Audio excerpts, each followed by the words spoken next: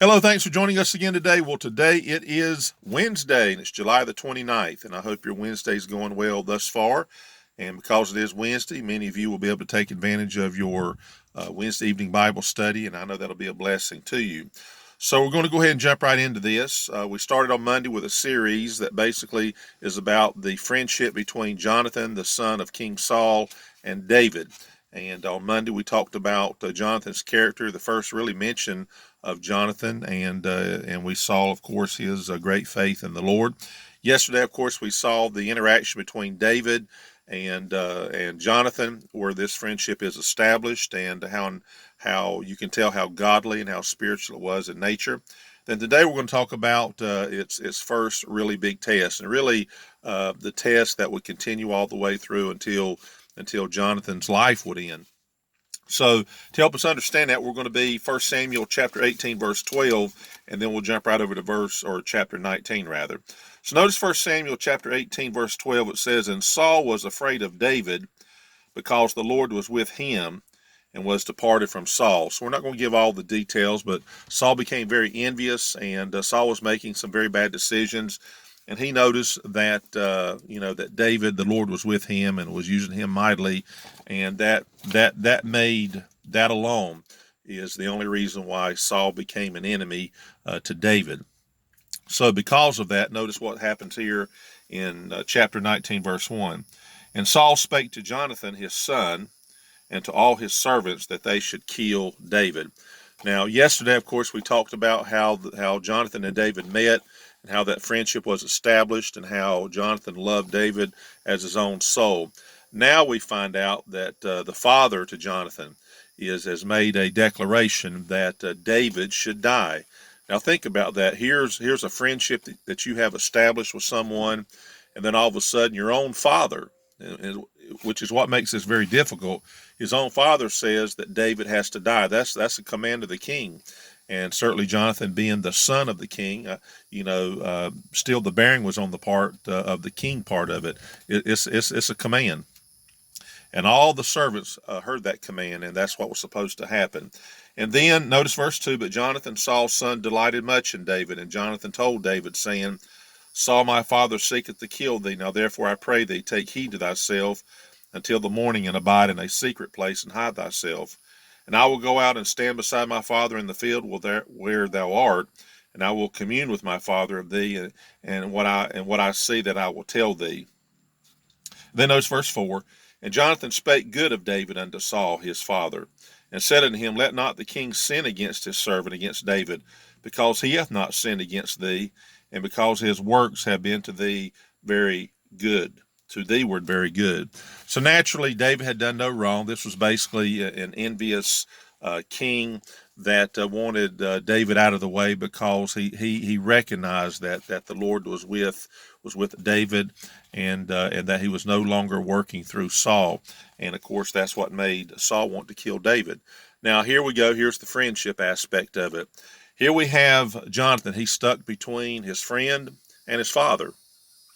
And he knows that David's done nothing wrong. He knows that. And he knows his father obviously obviously has a great spiritual problem. And Jonathan goes to his dad and says, "Look, David's not sinned. He's been good. He's not sinned against you. In fact, he's been very good for you." So here's what we want to talk about today, very simply. People become friends with one another, and then something comes up in a friendship. Something a big decision has to be made, and it seems like we have to decide: am I going to stick with my friend or not? But in this case, we know that Jonathan, he stuck with David, because the friendship was the right kind of friendship. He didn't have to say, "Well, David doesn't mean much to me," or the friendship's not based on anything deeper than maybe just me being a buddy to him, so to speak. No, he realized, look, number one, Dad was wrong in trying to set out an order to kill David. He knew that was wrong, because David did nothing wrong. And Jonathan and David had a strong relationship with each other because they loved the Lord. So when you love the Lord and you make friendships like that because other people love the Lord and they're serving the Lord, then things can come up between either one of you in your lives.